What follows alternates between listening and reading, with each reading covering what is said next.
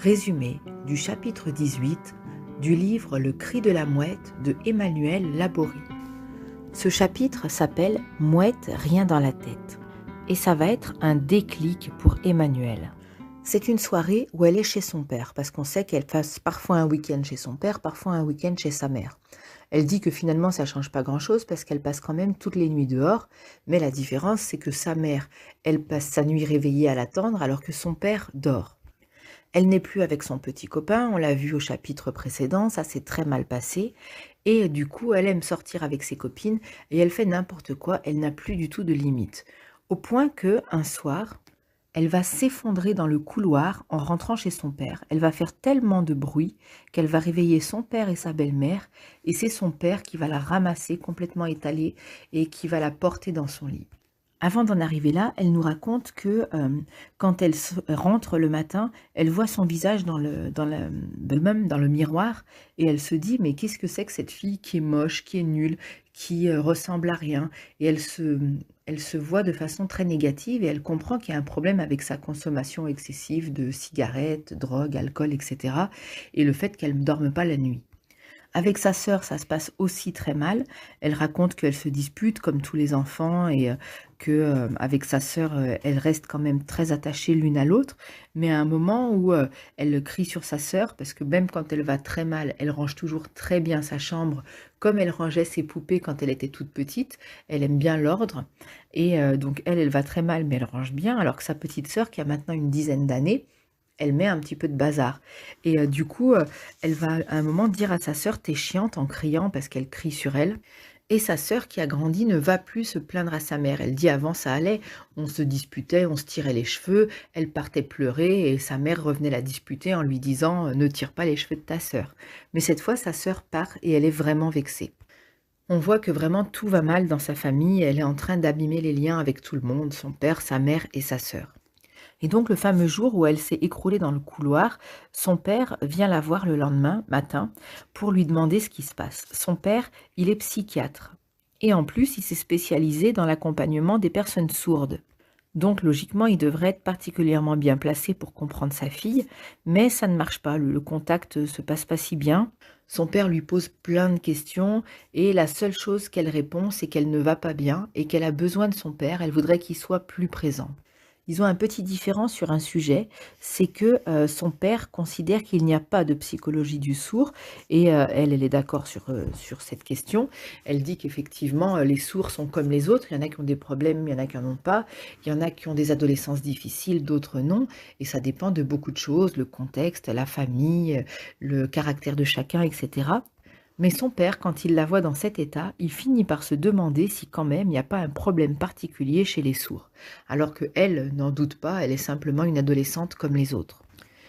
Et finalement, son père va lui dire: «Écoute, dans l'état où tu es, je veux au moins que tu vois un médecin pour être sûr que tu es en bonne santé». Donc elle accepte d'aller avec son père chez le médecin et ça va pas très bien se passer parce qu'en sortant, elle se sentira encore plus mal. Cependant, ça va quand même avoir un effet positif. Elle est tombée tellement bas, elle va tellement mal physiquement, moralement, elle a une mauvaise image d'elle-même que c'est comme si elle avait touché le fond et elle va rebondir. Elle se dit finalement de ses 16 à ses 17 ans, qu'est-ce qu'elle a fait? Elle n'a rien fait, elle n'a rien appris. Elle fréquente toujours les mêmes personnes, qui répètent toujours les mêmes choses. Elle voit toujours les mêmes têtes. Et elle se dit que cette fois, ça suffit. Elle va arrêter de boire, arrêter de sortir, et elle va essayer de se trouver un petit boulot, un petit travail pour gagner de l'argent. Fin du résumé du chapitre 18. On va résumer le chapitre 19 du livre Le cri de la mouette. Ce chapitre, c'est un petit peu la révélation, c'est enfin, elle va bien, Emmanuel a envie de faire des choses. Elle dit qu'elle est comme quand elle avait 7 ans et qu'elle a appris la langue des signes et qu'alors elle se posait des questions sur son avenir. Elle se disait: qu'est-ce que je vais faire dans ma vie? Eh ben, dans ce chapitre-là, elle commence à vraiment trouver sa voie. D'abord, elle dit que elle aimerait bien devenir professeure pour pouvoir après, elle aussi, enseigner aux autres avec la langue des signes. Mais au-delà de ça, il y a quelque chose qu'elle aime encore plus, c'est l'art et la création. Mais elle ne sait pas vraiment comment est-ce qu'on fait pour apprendre ça quand on est sourd et elle aimerait bien rentrer à l'université, mais pour le théâtre par exemple, parce qu'elle a toujours aimé de faire du théâtre, elle n'est pas certaine que ce soit obligatoire d'aller à l'université. Elle raconte qu'elle a fait du théâtre à l'époque à l'IVT, donc c'est l'institut où elle apprenait la langue des signes, avec quelqu'un qui s'appelait Ralph et qu'elle aimait beaucoup. Alors que le grand professionnel de la langue des signes, celui qui était le créateur de tout ça, Alfredo Corrado, lui, il donnait des cours de théâtre aux adultes. Et en fait, ils avaient une façon de leur apprendre à utiliser leur corps, c'est qu'ils leur mettaient des masques. Et avec des masques blancs, sans expression, ils étaient obligés de faire bouger leurs bras, leurs jambes, le reste de leur corps, quoi, pour s'exprimer. Et ça a été un super exercice, elle a adoré faire ça. Elle dit cependant que ses parents insistent pour qu'elle passe d'abord son bac avant de choisir sa voie. Et elle dit, avant, quand elle était en conflit avec ses parents, quand ils lui donnaient un conseil, elle pensait dans sa tête, tu peux toujours causer, je n'écouterai pas ton conseil. Alors que maintenant, qu'elle est dans une dynamique plus positive, elle accepte les conseils de ses parents et elle dit, ok, ça va, je vais d'abord passer mon bac. Et pour passer son bac, il va lui falloir 3 ans. Il va lui falloir 3 ans pour réussir à passer la terminale parce que c'est des cours oralistes, donc en lisant sur les lèvres du professeur. Et pour elle, c'est très difficile, mais elle va y arriver visiblement. Et pendant ces 3 années, en plus, pendant les week-ends, elle travaille. Elle fait des petits jobs pour gagner des sous. Et ce qu'elle fait beaucoup, c'est du babysitting. Elle raconte 2 familles dans lesquelles elle a gardé des enfants. Il y en a une où il y a 2 filles. L'aînée est entendante et la petite est sourde.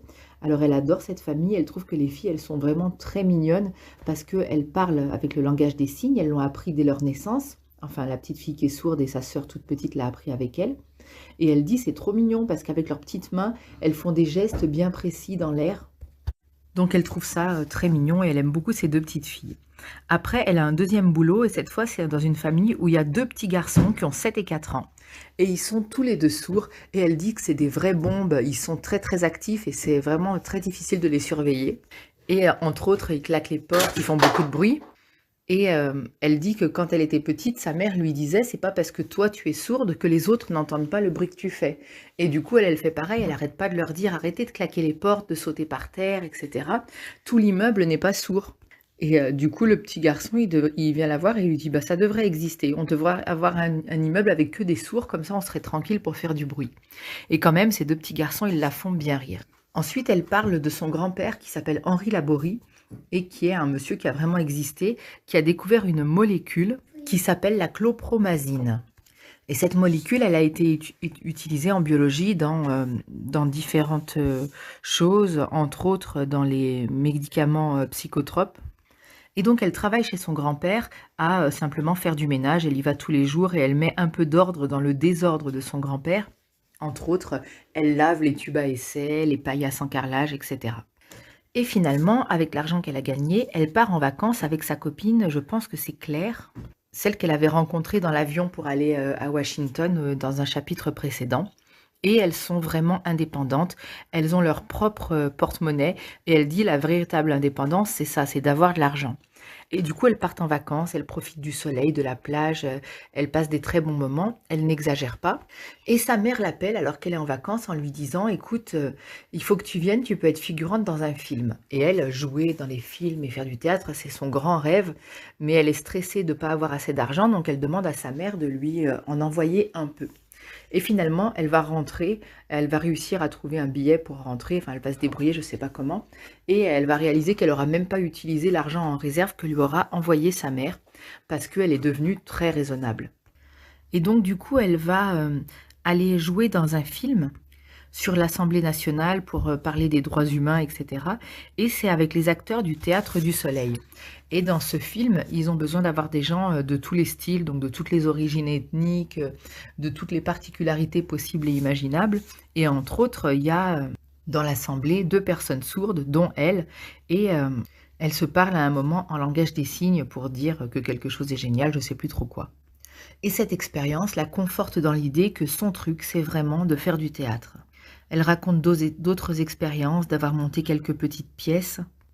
Et elle dit que finalement c'est décidé, elle aime le théâtre, elle aime la scène, elle aime aussi les applaudissements parce qu'elle ressent leurs vibrations, mais quand même, elle s'en tient à ce qu'elle s'est engagée à faire, elle va d'abord passer son bac. On va résumer le chapitre 20 du livre Le cri de la mouette.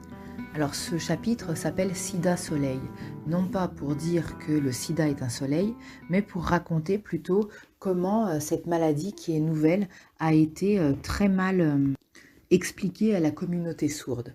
Donc Emmanuelle Laborie raconte que pour elle, c'était quelque chose qu'elle ne connaissait pas et dont elle ne se souciait pas. Et heureusement, elle était dans un petit groupe où le virus ne circulait pas et personne ne consommait de drogue qui se consomme avec des seringues. Mais ce qui est choquant pour elle, elle dit, c'est pas que la télévision ne mette pas forcément de films ou d'événements culturels avec des sous-titres. Elle dit, bon, ça, on peut s'y faire, mais que les informations même de santé publique ne soient pas diffusées à la télévision avec des sous-titres ou avec un moyen de compréhension pour les personnes sourdes, ça, c'est grave. Elle dit, par exemple, il y avait des sourds qui s'imaginaient comme le virus VIH était souvent dessiné dans une boule avec des rayons, qui sont le symbole d'un virus, qu'on a tous vu, et ben, ils s'imaginaient que c'était le soleil et que du coup, il fallait faire attention de ne pas attraper le sida en ne s'exposant pas au soleil. Évidemment, c'est une fausse information et elle a besoin de s'engager politiquement pour réagir à ça, enfin, de façon militante plutôt que politique, et d'être présente pour diffuser mieux l'information. Et avec un monsieur qui s'appelle Henri Moncel, ils vont suivre des formations pour eux-mêmes bien savoir exactement ce qu'est le virus du sida. Et ensuite, ils vont diffuser ces informations-là en faisant des réunions pour les sourds. Et elle dit que c'est effarant parce que des fois, quand le formateur et elle vont dans des groupes de sourds et qu'ils demandent qu'est-ce que c'est le VIH, comment ça se transmet, ils l'ignorent complètement. Il faut remettre dans le contexte, c'était quand même dans les années 90 une époque où c'était tout nouveau, donc même la population générale découvrait ce que c'était, alors que maintenant quasiment tout le monde connaît très bien cette information. À l'époque, ils ne savaient même pas ce que c'était une maladie sexuellement transmissible. Parce que c'est quand même un sujet qui n'est pas facile à aborder, il y a quand même quelque chose un petit peu de l'intime, donc d'en parler en public, c'est toujours compliqué, même si maintenant, comme on dit, la parole s'est libérée, ça reste quand même quelque chose qui est compliqué à expliquer. Et évidemment, ce n'est pas des images qu'on peut vraiment expliciter sur des chaînes grand public. Donc on en parle un petit peu à mots couverts, ce qui fait que les personnes sourdes parfois n'en avaient jamais entendu parler et n'en avaient aucune idée. Ils pensaient par exemple que on a le sida quand on est visiblement malade, amaigri ou avec des taches sur la peau. Et ils ont utilisé une métaphore pour expliquer ça. Ils ont dit que c'était comme un œuf. Dans un œuf, il y a un poussin qui est en train de grandir, mais jusqu'à ce que le poussin éclose, on ne voit pas ce qu'il y a à l'intérieur de l'œuf et on a l'impression qu'il n'y a rien et que le virus du sida serait pareil et dormirait jusqu'au moment où il va se mettre à se développer et se répliquer très vite. C'est la phase de la maladie active. Et c'est avec cette image qu'ils vont expliquer à un public sourd qu'on ne peut pas savoir oui ou non si une personne est séropositive ou ne l'est pas. Elle raconte aussi une anecdote très grave qui est un jeune homme sourd à qui on a annoncé sa séropositivité et le médecin lui a dit mais bon pour l'instant tu n'es pas malade parce que la maladie c'est la phase 2 et il n'y a pas de traitement, à l'époque il n'y en avait pas, maintenant ça existe, ça a beaucoup évolué, la recherche a fait des grands progrès. Maintenant on peut vivre avec la maladie, on peut même avoir des enfants et une vie de couple, c'était pas forcément le cas avant. En tout cas, le médecin annonce ça à ce jeune homme qui est sourd et lui dit qu'il n'est pas malade et que pour l'instant, il n'y a rien à faire. Et lui, il sort tranquille en se disant que c'est bon, vu qu'il n'est pas malade, il n'y a rien de particulier. Sauf que le médecin soit n'a pas dit, soit ne s'est pas fait comprendre correctement qu'il pouvait transmettre le virus. Et du coup, elle dit ça, c'est extrêmement grave parce que ce jeune homme l'a potentiellement transmis ce virus à ses autres partenaires. Donc tout ça, ça met Emmanuelle Laborie en colère parce qu'elle trouve que c'est injuste de ne pas avoir un bon accès à la santé à cause de la particularité d'être sourde. Et elle réagit et elle commence à devenir active, à prendre les choses en main. Elle dit même qu'ils ont fait une cassette. À l'époque, quand on faisait une vidéo, c'était sur une cassette. C'était un boîtier avec des roues au milieu qui tournent. Ils ont fait une cassette avec un film préventif. Ils ont inventé un geste pour parler du virus du sida, qui est de faire un rond avec une main et d'ouvrir les 5 doigts pour faire les pics avec l'autre main. Mais par exemple, la cassette, elle n'a jamais été diffusée faute de moyens et elle dort encore. Donc elle montre que finalement la santé des personnes sourdes, elle n'est pas forcément très investie par les pouvoirs publics. Le gouvernement ne donne pas forcément beaucoup d'argent pour qu'on puisse prendre soin de toutes les personnes qui sont sourdes. Elle dit pourtant qu'ils sont 3 millions. Alors je ne sais pas s'il y a 3 millions de personnes sourdes en France, ça me paraît beaucoup, mais pourquoi pas, je ne sais pas. Et elle dit c'est 3 millions de personnes qui iront pourtant voter. Donc même si on ne se pose pas la question de ce qui est juste et de ce qui est bien, même s'ils étaient uniquement égoïstes et intéressés, les personnes qui décident devraient quand même prendre un peu plus soin de la communauté des personnes sourdes. Et au-delà de ça, c'est aussi des personnes qui vont vivre en couple, qui vont avoir des enfants, etc. Donc pour la santé de tout le monde, ce serait bien qu'ils aient aussi accès aux informations nécessaires pour se protéger et protéger les autres. Voilà, c'est la fin de ce résumé. Même si je ne suis pas spécialement à l'aise pour parler des choses intimes, c'est pas trop mon truc, on va quand même rappeler que le sida, c'est une maladie qui existe toujours, même si elle se soigne beaucoup mieux qu'avant. Comme Emmanuel Laborie le dit dans son chapitre et l'explique à la communauté sourde, on ne sait pas, on ne sait jamais qui est séropositif, et déjà même une personne séropositive peut elle-même l'ignorer. Donc en cas de rapport, il faut se protéger avec des préservatifs. C'est la seule chose, c'est le seul moyen qui existe aujourd'hui qui soit totalement efficace contre les MST. Je pense que c'est quand même encore important de diffuser ce message-là. Et pour rajouter ma petite griffe personnelle, je crois qu'il y a la partie aussi affective qui compte énormément, parce qu'il n'y a pas que le physique, il y a aussi le cœur qui compte. Et les garçons, comme les filles, doivent aussi ne pas brader ce qui a de la valeur. Quand on s'attache à quelqu'un, c'est quelque chose qui compte, c'est pas quelque chose d'anodin. Et voilà, je vais arrêter là. Je suis déjà en dehors du cadre du résumé, donc fin du résumé du chapitre 20. On va résumer ensemble le chapitre 21 du Cri de la mouette. Ce chapitre s'appelle « Je m'énerve ». Ici, Emmanuel Laborie va nous expliquer plusieurs situations qui sont difficiles pour les personnes sourdes et elle va nous montrer que ça la révolte parce que c'est quelque chose qui n'est pas juste, qui est très difficile à vivre. La première situation, c'est lorsque le baccalauréat est obtenu. Pour continuer à prendre des cours à l'université, il faut suivre avec les entendants. Et elle dit qu'en fait, c'est 10 fois plus difficile pour une personne qui est sourde parce qu'elle doit trouver quelqu'un pour prendre des notes pour elle. Là, il y a quand même un progrès technologique absolument exceptionnel. C'est que maintenant, avec certaines fonctions des téléphones, on peut entendre un discours et il est transcrit à l'écrit grâce à une espèce de fonction dictaphone, quoi. Mais à l'époque, ça n'existait pas. Donc, on se retrouve dépendant de quelqu'un qui veut bien prendre des notes. Et elle dit que c'est beaucoup plus compliqué parce que déjà, elle assiste à un cours auquel elle ne comprend rien. Donc, elle parle d'une amie à elle.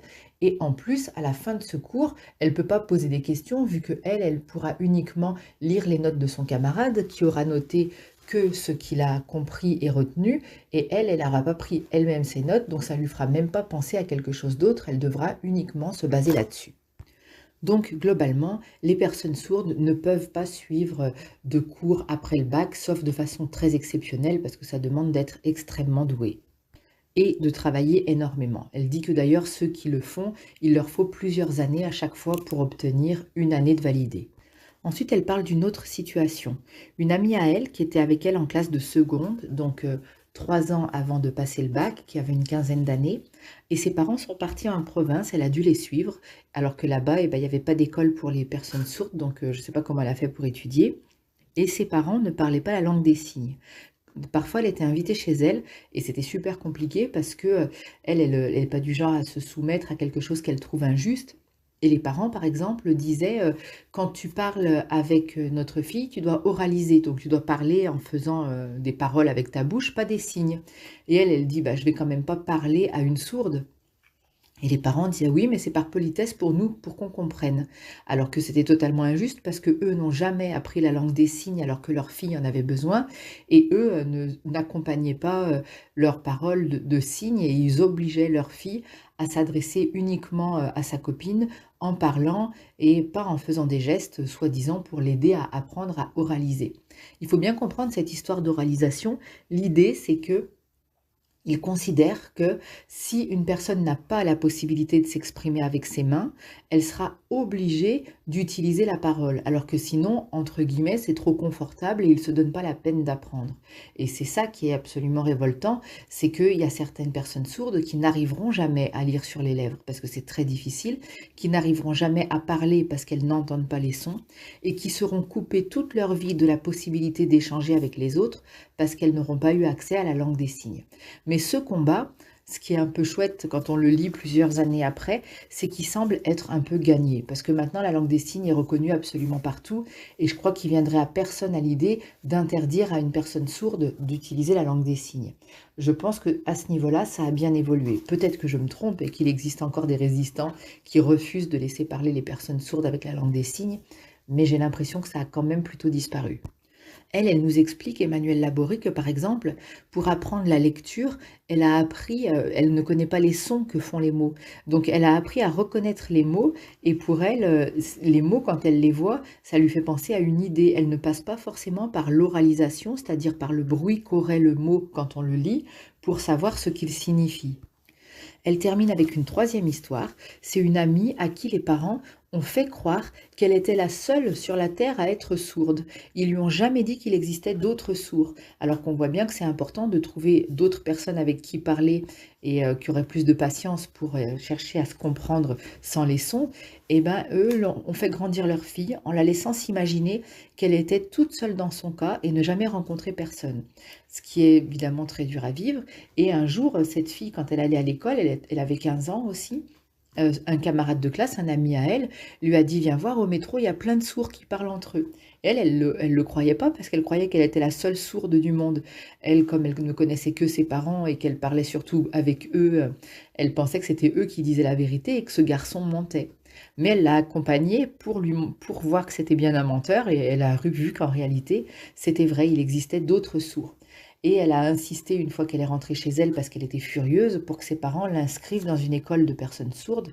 Et là, elle a appris très difficilement parce qu'elle l'a appris plus tard, mais elle a appris la langue des signes et c'était une fille qui avait beaucoup de colère en elle. Et quand elle a enfin réussi à avoir un langage pour parler, cette colère s'est un peu atténuée et elle a même pardonné à ses parents. Et l'idée de ses parents, c'était qu'ils considéraient que leur fille était handicapée et qu'ils devaient la garder pour eux et qu'elle ne devait pas aller rencontrer d'autres gens. Il y a encore un dernier point dans les choses qui l'énervent, c'est la politique. Elle dit, et donc elle l'avait déjà dit dans le chapitre précédent, que à la rigueur on ne sous-titre pas les films, etc. Bon, soit, mais que pour la santé, hein, on a parlé du sida, c'était grave de ne pas avoir accès aux informations médicales. Pour la politique, c'est pareil. Elle dit, c'est quand même grave que les politiciens ne fassent pas traduire leur discours parce que c'est important de voir comment les gens s'expriment et ce qu'ils disent. C'est pas tout de lire un texte ou un journal, c'est important aussi d'entendre ce qui se dit en politique. Et elle dit que une fois, elle a été dans un groupe de motards sourds et eux, ils étaient fans de Le Pen. Et pourquoi est-ce qu'ils étaient fans? C'est parce qu'ils trouvaient que lui, il articulait bien et du coup, ils aimaient bien son personnage, sa personnalité, etc. Et c'est elle qui a dû faire la partie un peu éducative et de leur dire, est-ce que vous réalisez que la xénophobie, c'est-à-dire le rejet de ceux qui sont différents, c'est ça qui a amené un jour à mettre une étoile jaune aux juifs, un triangle rose aux homos et un triangle bleu aux handicapés. Et du coup, les sourds, eux aussi, sont partis pour être exécutés avec leur triangle bleu. Donc elle veut leur montrer que le rejet de l'autre, c'est pas la meilleure des politiques à choisir. Après, bon, chacun a ses idées politiques et ça me fait un peu rire parce que dans le texte, elle dit un politicien dont je ne veux pas dire le nom. Et on voit encore que les mentalités ont évolué et que, en tout cas, tout ce qui est les idées extrêmes maintenant ont toute leur place et sont tout à fait bienvenues partout. Alors que c'est vrai quand même, moi je me rappelle aussi, j'ai quand même 40 ans, donc il y a 20 ans, quand j'étais plus jeune, c'était pas si normal que ça d'avoir des idées racistes et c'était mal vu. Alors que maintenant c'est quand même très banalisé et jamais on dirait je veux pas dire le nom de Le Pen par exemple. Déjà qu'on a été à un cheveu qu'elle soit élue, donc on voit qu'il y a des choses qui ont évolué dans le bon sens, d'autres qui ont quand même évolué dans le mauvais sens. Parce que la montée d'un parti xénophobe, c'est-à-dire qui rejette celui qui est différent, quel que soit ce parti, on peut quand même pas s'en réjouir. Et on va terminer avec une dernière chose. Elle a été une fois rencontrer le ministre du handicap ou enfin un politicien qui accompagnait les personnes handicapées et qui était en fauteuil roulant. Et du coup, cet homme-là, elle l'a rencontré avec un groupe de sourds et pour leur dire, il est inadmissible que les discours ne soient pas traduits en langue des signes. Et lui, il leur a répondu, si vous voulez vous intégrer, c'est vous qui devez faire l'effort d'aller avec les autres et c'est vous qui devez apprendre à lire sur les lèvres, c'est pas aux autres à s'exprimer en langue des signes. Ce qui était bien sûr difficile à entendre parce que eux, il y a des personnes qui ne pourront jamais avoir cet accès-là, ou alors ils ont accès à un tout petit pourcentage de ce qui se dit, contrairement à la langue des signes qui permet de s'exprimer entièrement. Et comme eux refusaient d'accepter ce discours et qui se fâchaient, il y a un jeune qui était sourd et qui visiblement arrivé à parler, qui, à bout de nerfs, quand il se disputait donc avec lui sur ce sujet-là, a fini par lui dire: «Eh bien, si nous devons entendre, alors toi, tu n'as qu'à te lever et marcher», parce qu'il était en fauteuil roulant. Elle dit que c'était de l'humour noir, mais que parfois cet humour noir, il peut aider. Elle termine en disant que les hommes politiques, ils sont comme le violon. Elle a dit que le violon, elle ne peut pas entendre les vibrations du violon, et ben les hommes politiques, elle ne peut pas entendre leur discours non plus, parce que l'un comme l'autre, ils sont trop compliqués, trop sinueux et impossibles à imaginer. Voilà, c'est la fin de ce chapitre sur ce qui l'énerve.